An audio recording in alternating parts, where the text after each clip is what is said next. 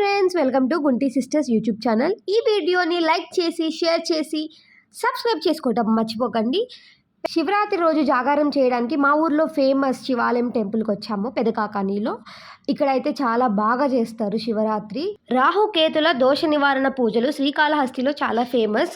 దాని తర్వాత ఇక్కడ మా ఊర్లో అయితే చాలా ఫేమస్ అండి. టెంపుల్కి అరౌండ్ 8:30కి వచ్చాము. శివుని లింగోద్భవం జరిగిన తర్వాత శివపార్వతుల కళ్యాణం స్టార్ట్ అవుతుంది. కళ్యాణం చూడటానికి మా ఊరి భక్తులే కాకుండా పక్క ఊర్ల నుంచి కూడా భక్తులు వస్తారు. ఈసారి చాలా మంది వచ్చారు. ప్రతి సంవత్సరం శివపార్వతుల కళ్యాణం గుడి లోపల చేస్తారు. కళ్యాణం వీక్షించడానికి వచ్చిన భక్తుల కోసం అన్ని సదుపాయాలు ఏర్పాటు చేశారు. శివుణ్ణి పెళ్లికొడుకుగా తయారు చేసిన తర్వాత పల్లకీలో ఊర్లో ఊరేగిస్తారు. ఈ ఊరేగింపు అయిపోయిన తర్వాత శివపార్వతుల కళ్యాణం మొదలవుతుంది. భద్రాచలం నుంచి వచ్చిన ఒడ్లు గింజల్లోంచి బియ్యం తీయమని మా చెల్లికి ఇచ్చారు. దీని తర్వాత చాలా నృత్య ప్రదర్శనలు జరిగాయి. శివపార్వతుల కళ్యాణం ఎలా జరిగిందో చూడండి.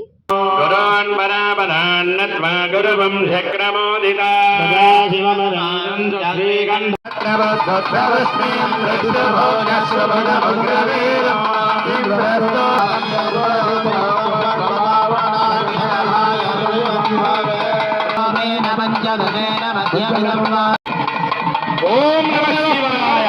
ఓం నమః శివాయ. ఓం నమః శివాయ.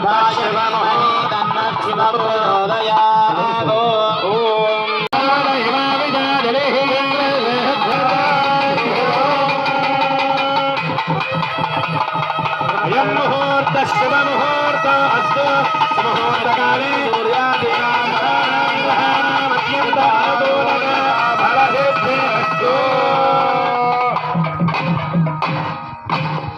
ఓం అస్య భగవతో దేవదేవస్య అగణితానే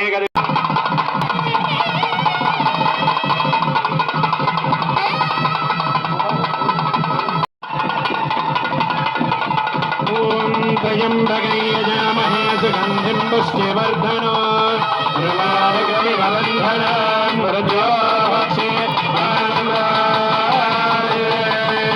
మాంగళ్యధారణ ముహూర్త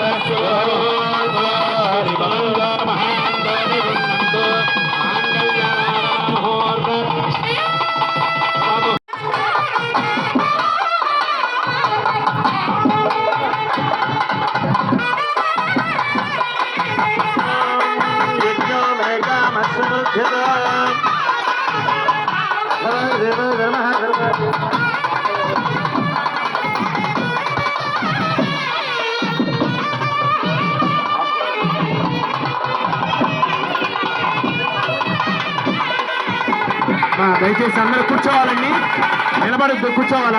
పార్వతుల కళ్యాణం పూర్తయిన తర్వాత స్వామివారి తలంబ్రాలను భక్తులకు ఇచ్చారు. శివరాత్రి జాగారాన్ని ఈ విధంగా పూర్తి చేశాము. ఓం నమః శివాయ.